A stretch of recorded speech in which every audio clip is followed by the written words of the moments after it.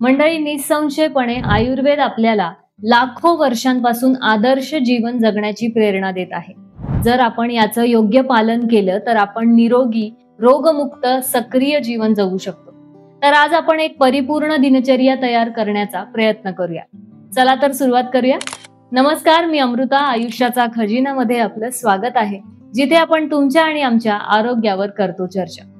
मंडळी, तुमचं शरीर सर्केडियन रिदम नावाच्या जैविक घड्याळावर चालतं. ही शरीराची नैसर्गिक अंतर्गत प्रक्रिया आहे, जी झोप आणि जागे होण्याचं चक्र नियंत्रित करते. यानुसार शरीरातील विविध प्रक्रिया जसे की हार्मोनल बॅलन्स, पचन, झोप आणि डिटॉक्सिफिकेशन वेळेनुसार बदलतात आणि याची दर 24 तासांनी पुनरावृत्ती होते. आयुर्वेद सांगतो की दिवसाच्या वेगवेगळ्या वेळी 3 दोष, वात, पित्त आणि कफ हे डॉमिनंट असतात. जर आपण या दोषांच्या नैसर्गिक वेळेनुसार खाल्लं, व्यायाम केला, विश्रांती घेतली आणि इतरही नियमित क्रियाकल्प केले तरच आरोग्य व्यवस्थित राखता येतं. जर तुम्ही दररोज वेळेवर झोपलात, उठलात, जेवलात, प्यायलात आणि शरीरातील विषारी पदार्थ काढून टाकले तर तुमची झोप अधिक खोल होते, कारण मेलेटोनिन उत्सर्जन योग्य होतं. पचनक्रिया चांगली राहते, कारण पचनक्रिया योग्य वेळी सक्रिय होते आणि यामुळे वजन सुद्धा आपोआप नियंत्रित राहतं. मन शांत राहतं आणि ताण संप्रेरकांचं नियमन होतं. आता आयुर्वेदानुसार जैविक घड्याळाला संतुलित करणारी एक आदर्श दैनंदिन दिनचर्या कशी असायला हवी ते बघूया. ब्रह्म मुहूर्तावर सकाळी 4:30 ते 6च्या दरम्यान उठणे हा वात प्रधान काळ असतो, जेव्हा वातावरण महत्वाच्या ऊर्जेने भरलेलं असतं. यावेळी मन, शरीर आणि आत्मा यांच्या शुद्ध स्थितीत असतात. म्हणून ध्यान किंवा प्रार्थना आणि ताज्या हवेत खोल श्वास घेणे मानसिक आणि आध्यात्मिक शक्ती वाढवतं. यानंतर सकाळी 6 ते 7 पर्यंत व्यायाम करणं चांगलं. यावेळी कफ दोषाचं वर्चस्व असतं, जेव्हा शरीर नैसर्गिकरित्या जड आणि स्थिर असतं. यावेळी हलका व्यायाम, योगासनं, प्राणायाम आणि स्वतेल मालिश करणं चांगलं. यामुळे रक्ताभिसरण वाढतं आणि लिम्फॅटिक ड्रेनेजला समर्थन मिळतं आणि संपूर्ण दिवसासाठी ऊर्जा सक्रिय राहते. सकाळच्या उन्हात बसायलाही विसरू नका. आधुनिक विज्ञान असंही म्हणतं की सकाळी लवकर सूर्यप्रकाशामुळे मेलेटोनिनची पातळी संतुलित होते, झोपेची गुणवत्ता आणि हार्मोनल संतुलन सुधारतं. त्यानंतर आंघोळ केल्याने शरीर आणि मन दोन्ही शुद्ध होतं. सकाळी 7:30 ते 8च्या दरम्यान हलका, पौष्टिक आणि संतुलित नाश्ता करावा. आयुर्वेद हलका, पौष्टिक आणि संतुलित नाश्ता करण्याची शिफारस करतो, परंतु तो जास्त जड नसावा. हंगामी फळे, काजू किंवा हलका दलिया हे आदर्श पर्याय. अशा वेळी पचनशक्ती मध्यम असते, म्हणून अनावश्यक जड पदार्थ टाळा. चवदार नाश्ता करण्याची शिफारस केली जाते, म्हणजे पॅनकेक्स, तृणधान्यांची वाटी, गोड रस, वॅफल्स इत्यादी गोड पदार्थ टाळावं.